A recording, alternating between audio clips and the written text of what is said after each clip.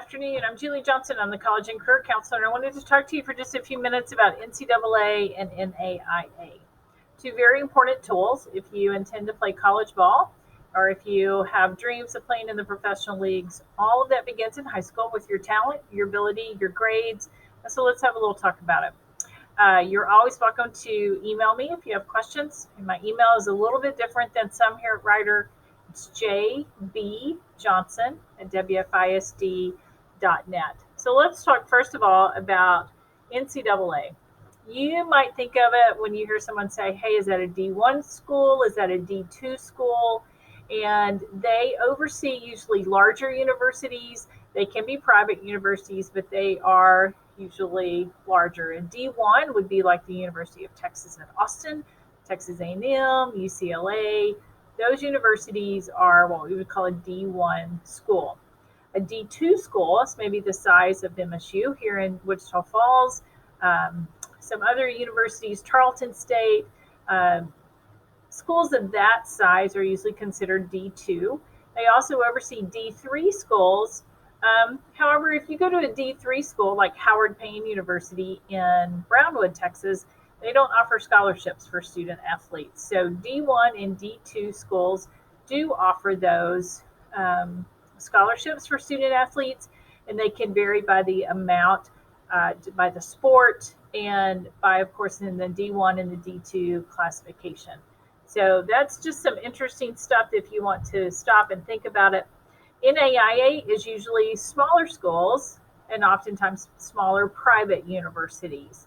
We do have some students who choose to play at NAIA schools. For the most part, it seems like our kids think about NCAA schools, but NAIA is still a very real possibility for students. With both of these, they do have some similarities. And so the first thing we want to think about are grades. Grades are very, very, very important.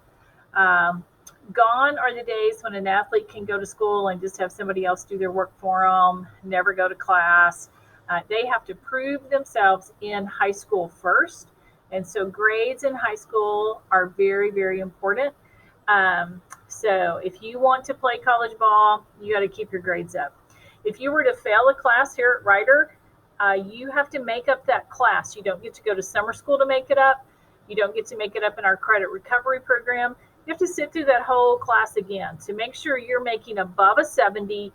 We would hope way higher than that so that you don't have any reasons not to be accepted into that college or university, not to give a coach any reason to think that you would not be able to succeed in the college classroom.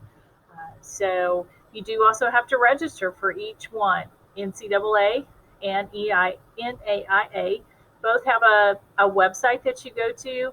They're called their eligibility centers. So NCAA, the eligibility center, is just called eligibilitycenter.org. You can spell all of that. NAIA is a little bit different. It is play.mynaia.org. And you register as student athletes. Most of you are freshmen probably watching this, maybe sophomores. You don't have to register right away. You can register at the end of your sophomore year, at the end of your junior year. We have some students who don't decide to play ball until their senior year. But at some point, you will need to go on and register for that coach to legally be able to speak with you. So to register, college is expensive, and it starts long before you get there. NCAA wants to charge you $85 just to register. NAIA is $90 to register this year. If you take an SAT or an ACT, and I hope that you will, and if you get a waiver for it because you're free or reduced lunch, then we can apply that waiver to cover the cost of these eligibility centers. But you do have to pay for it if you do not qualify for one of those waivers. SAT and ACT for colleges for this year's graduating class, and we're already hearing it some for next year's graduating class of 2022. They are waiving SAT and ACT as far as a part of college admissions.